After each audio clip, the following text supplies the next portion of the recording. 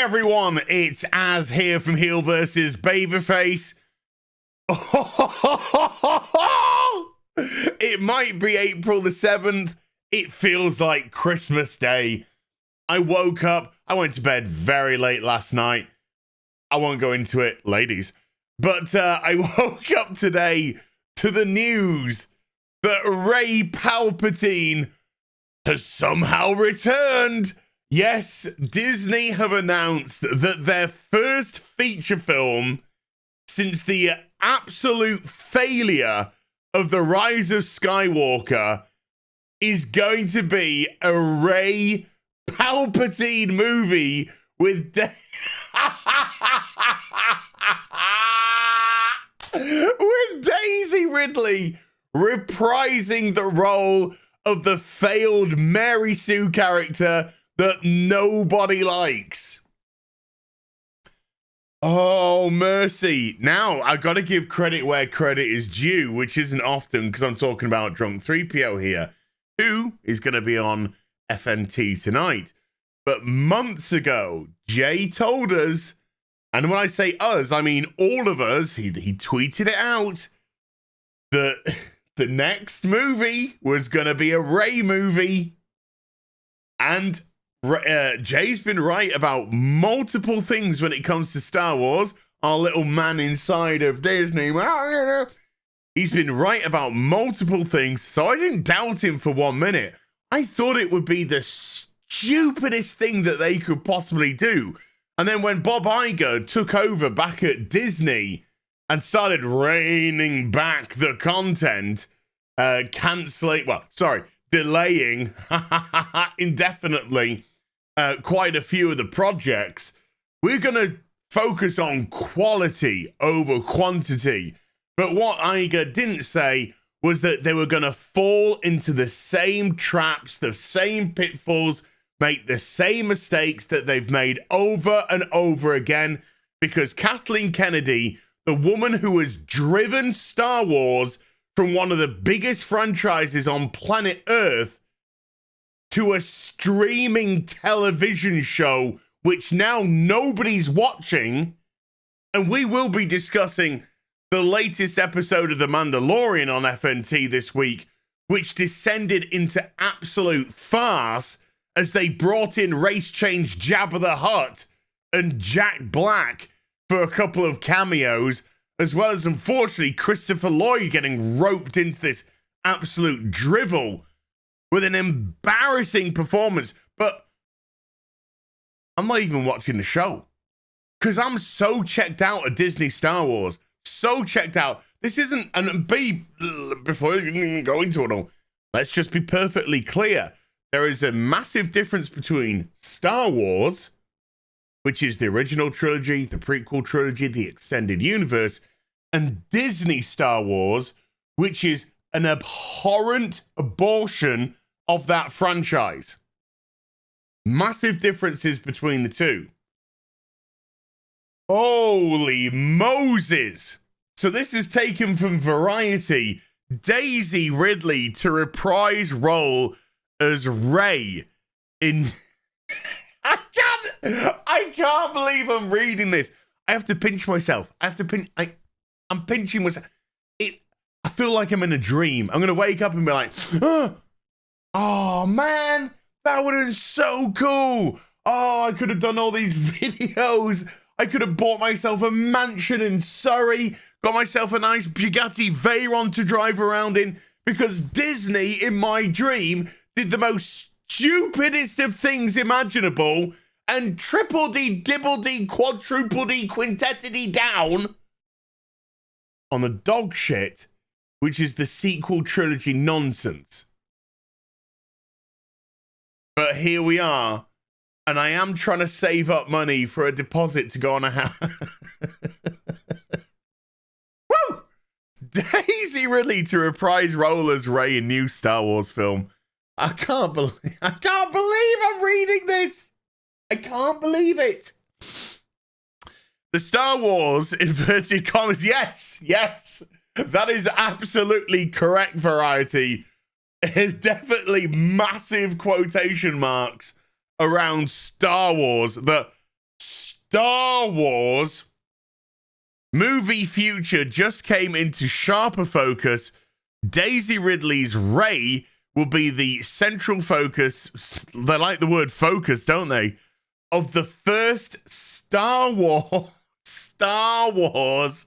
feature film since 2019's The Rise of Skywalker. We're in 2023 now. It's nearly 4 years since Rise of Skywalker came out. And I haven't watched the movie.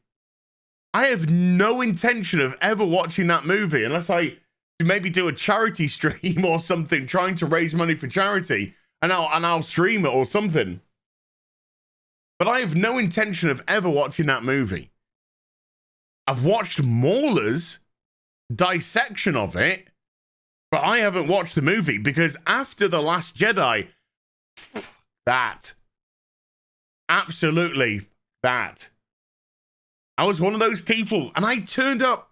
Again, I've said this story. If you've heard this story before, I apologize, but I distinctly remember, I think it's 2017, driving to the cinema to see The Last Jedi. And I was with one of my mates, and I was with a mate of my mate who I didn't know, but there was the three of us. And my mate said to me, he said, what if this isn't any good? And I was like, dude.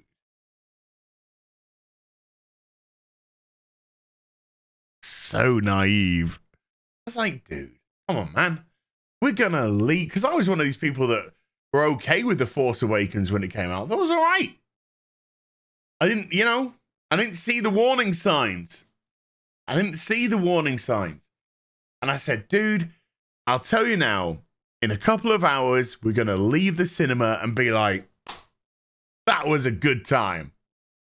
Holy shit, was I wrong. We left the cinema and we're like, hey, did you like that? We're all like, yeah. Well, actually, I didn't like this bit, and I didn't like that, and I didn't like that. And on the way back, all said, didn't like this, didn't like. And I slept, and I woke up the next day, and I was just like, holy shit. I hated that film. And here we are. Born to be kings. We're the princes of the universe. I'll be rich as a prince after this fucking garbage comes out. The Rise of Lucasfilm president Kathleen Kennedy. I wouldn't trust her with a fucking goldfish. Announced at Star Wars Celebration. It's not Star Wars Celebration. It's Star Wars Wake. Because it's dead. You killed it. You killed the golden goose because you wanted to put intersectional feminism and inclusion and diversity ahead of characterization and story. And you fucked it. Right in the rear entrance of the donut store before 1 p.m. because you ordered before 8 p.m. the previous night with Amazon Prime. Oh, Charmine Obaid Chinoy, Ms. Marvel. From Ms. Marvel will direct a script. Whatever. From Stephen Knight from Peaky Blinders. Fucking hell. This seems like a right mishmash. The film follows the events of Rise of Woke Sky Palpatine and will focus on Rey as she builds a new Jedi.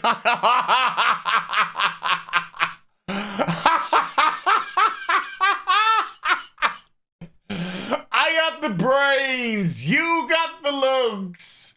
Let's make lots of money. Ah. Oh my God.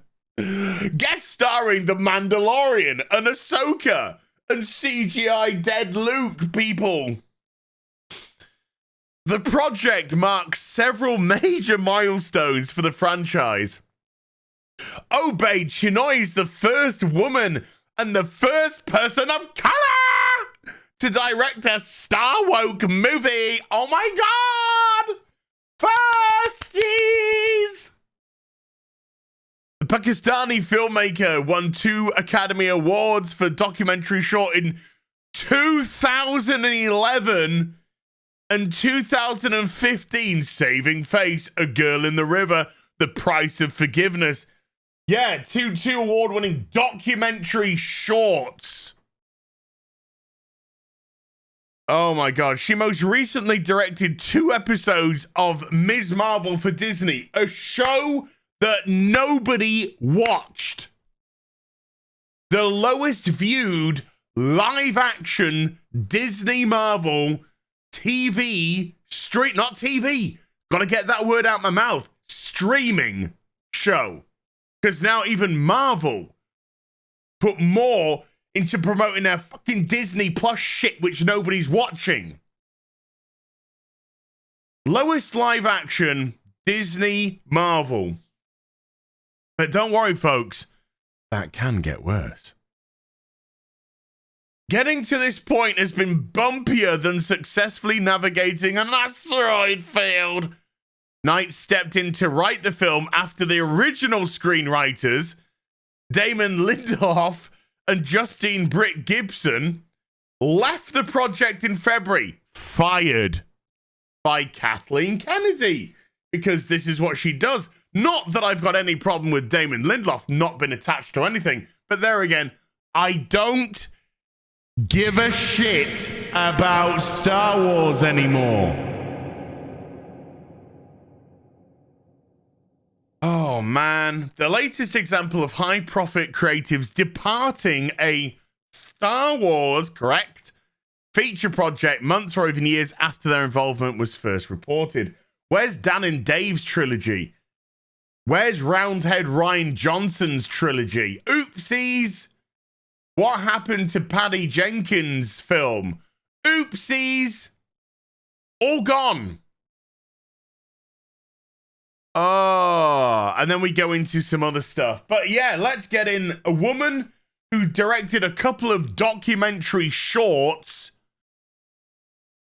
who also directed a couple of episodes of a show nobody watched, bring back a character nobody likes, whose merchandise is rotting on the shelves, and also Taika fucking Waititi, who's one of the most raving narcissistical lunatics in Hollywood right now that can't write for shit. And that's been proven. Let's bring them all in, baby. The future is bright.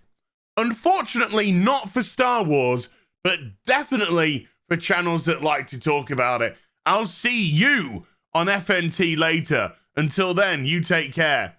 Bye for now. And Star Wars is dead.